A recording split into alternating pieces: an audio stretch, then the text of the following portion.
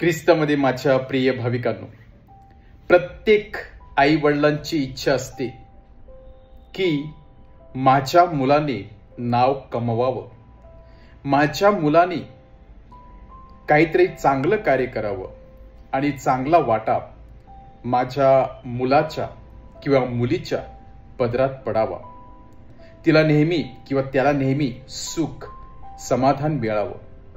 आणि त्यासाठी प्रत्येक आई वडील आपल्या मुलाच्या भवितव्यासाठी, आपल्या मुलासाठी धडपडत असतात, काबाड कष्ट करत असतात. आणि त्यामध्ये चुकीचं असं काहीच नाही. आपल्या मुलाच्या भवितव्याचा विचार करणे हे आई वडिलांचे कर्तव्य असतेच, परंतु प्रेमासाठी ते या सर्व गोष्टी करत असतो.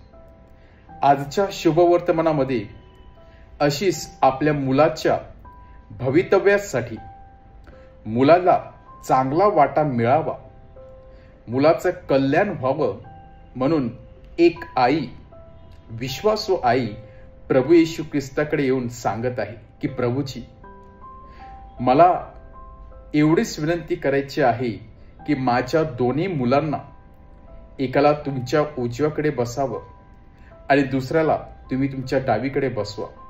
म्हणजे 12 प्रेषितामध्ये तुम्ही माझ्या मुलांना अग्रस्थान द्या, माझ्या मुलांना चांगला वाटा द्या. त्यामध्ये चुकीचं असं काहीच नव्हतं, कारण तिने हृदयातून आपल्या मुलांचा भवितव्याचा विचार केलेला होता. परंतु प्रभू येशू ख्रिस्त तिला सांगत आहे, प्रभू येशू ख्रिस्त तिच्यावरती रागवत नाही, प्रभू येशू ख्रिस्त तिला धुडकावून लावत नाही, परंतु प्रभू येशू ख्रिस्त तिला सांगत आहे, जो प्याला मी पिणार आहे तेही पिऊ शकणार नाही, ज्या दुःखाच्या सागरामध्ये मी उडी टाकणार आहे ते याला पेलवणार नाही.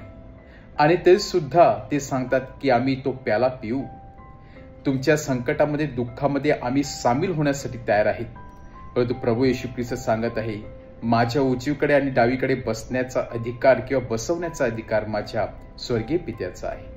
आणि पुढे प्रभू येशू ख्रिस्त मग म्हणत आहे की माझ्या उजव्या बाजूला, डावीकडे बाजूला बसण्यापेक्षा जीवनामध्ये आपण नम्र होण्याचा प्रयत्न केला पाहिजे. कारण परमेश्वर केवळ आणि केवळ नम्र लोकांनाच उंच करत असतो. परमेश्वर केवळ आणि केवळ नम्र लोकांनाच जास्त वर्चस्व देत असतो, चांगला वाटा देत असतो, चांगल्या वर्धनाने तो भरत असतो. आणि म्हणून प्रभू येशू ख्रिस्त सांगत आहे, आपण आपल्या जीवनामध्ये नेहमी नम्र होण्याचा प्रयत्न केला पाहिजे. नम्र व्यक्ती परमेश्वराला अतिप्रिय असते. आणि या दोन्ही मुलांना कदाचित थोडा वेळ प्रभू येशूचा राग आला असेल की त्यांनी प्रभू येशू ख्रिस्ताने त्यांच्या आईची विनंती मान्य केली नाही. परंतु नंतर त्यांना समजलं की प्रभू येशूच्या प्यालामध्ये सहभागी होणे, भोजनामध्ये सहभागी होणे म्हणजे संकटामध्ये सहभागी होणे म्हणजे काय. आणि एक म्हणजे योहान, जो याकोबाचा भाऊ, आणि याकोब म्हणजे योहानाचा भाऊ, हे दोन्ही मुलं.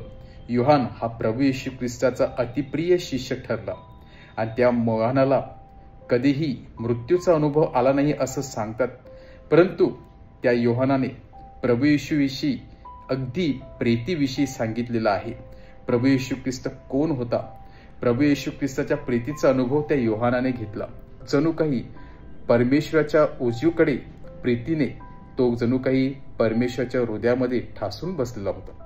या उलट याकोब स्वतःहून प्रभू येशू ख्रिस्तासाठी आपल्या प्राणाची आहुती देते, आपलं रक्त आपल्या गुरुसाठी सांडतो.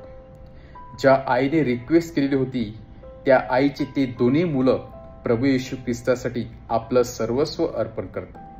आणि कदाचित स्वर्गामध्ये नक्कीच हे शिष्य प्रभूच्या चरणाशी बसलेले असतील, प्रभूच्या दोन्ही बाजूला बसलेले असतील, कारण त्याने प्रभूच्या म्हणण्याप्रमाणे केलेलं आहे आणि आपलं सर्वस्व प्रभू येशू ख्रिस्तासाठी अर्पण केलेलं आहे. कधी कधी परमेश्वराचं प्लॅन आणि परमेश्वराची योजना आपल्यासाठी काय आहे हे आपल्याला कळत नाही.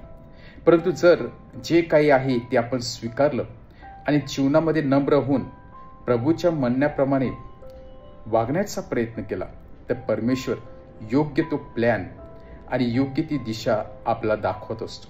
आज आज याकोबाचा सण साजरी करीत असताना आपण संत याकोबाद्वारे प्रभू येशू ख्रिस्ताकडे विनवणी करूया की प्रभू येशू ख्रिस्ताची योग्य ती योजना आपल्यासाठी दिसावी आणि नेहमी आपण संत याकोबाप्रमाणे परमेश्वराच्या इच्छेप्रमाणे वागण्यास किंवा परमेश्वराच्या इच्छेप्रमाणे जीवन जगण्यास नेहमी तयार असावं, म्हणून आपण विशेष कृपा व शक्ती मागूया आणि संत याकोबाद्वारे परमेश्वराकडे विनंती करूया की नेहमीच परमेश्वर आपल्याबरोबर राहील व जीवनामध्ये नम्र होण्यासाठी आपल्याला विशेष पवित्र आत्म्याचं ज्ञान मिळावं, म्हणून आपण विशेष प्रार्थना करूया. आमेन.